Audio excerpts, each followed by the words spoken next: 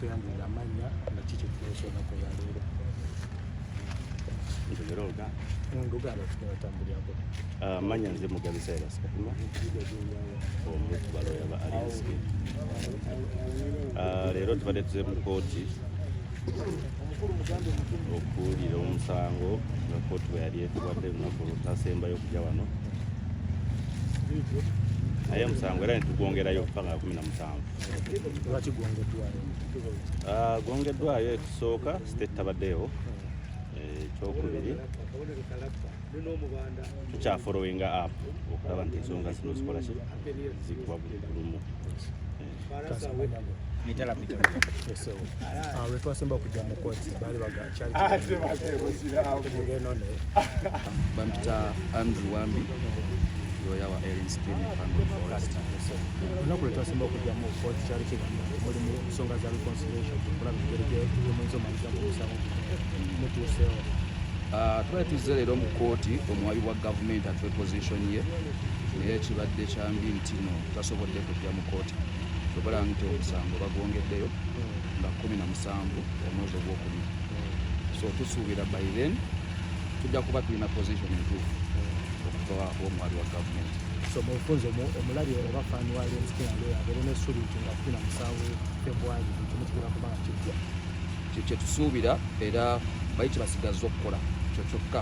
So engeri gyatazze kkooti bali tesobola kugenda mu maaso nakuwa misaala oba kugamba nti tutuuse kwenya ensonga, naye abawagizi be babe bakakkamu bajja kufuna ebirungi nga 17. bwe tubadde munda ku complaint kalina kagambye nti ebimu ku ebyo mwalina okutuukiriza kumulabika.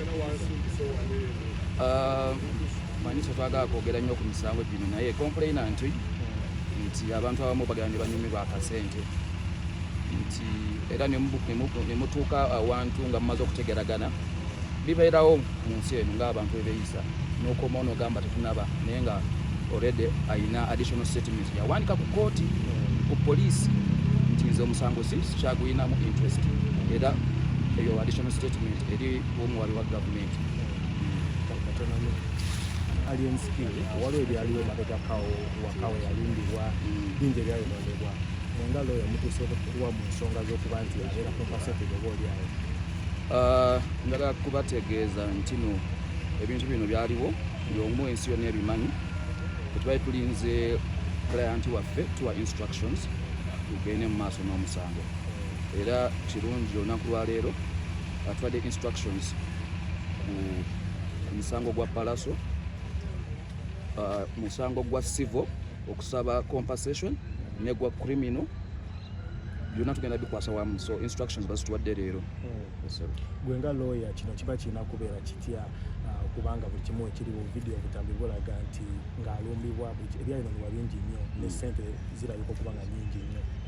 Yes, birabika, naye kati nga ffe balawyer tulina okutwala obudde bwaffe tukole assessment tulabe obujulizi ki bwe tulina okuleeta. Omanyi muyinza okubaamu ebintu ebyayononebwa naye nga obujulizi obusinga tebukola ki tebusupportinga.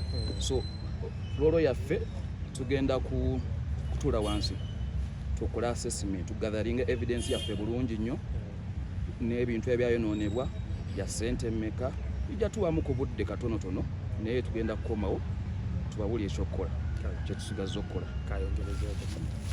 Okwongerezako ku mukulu Wambi yayogedde, tujja tutuula tukole assessment n'ebintu bya kkooti biba bya bujulizi. So twetaaga ekifaananyi ekituufu, mmotoka zayonoonebwa ssente meka, amayumba gayonoonebwa ssente meka, olwo n'abantu abakosebwa. So bwe tumala okufuna ekyo tugenda mu maaso n'omusango, naye essaawa yonna tujja. Tujja.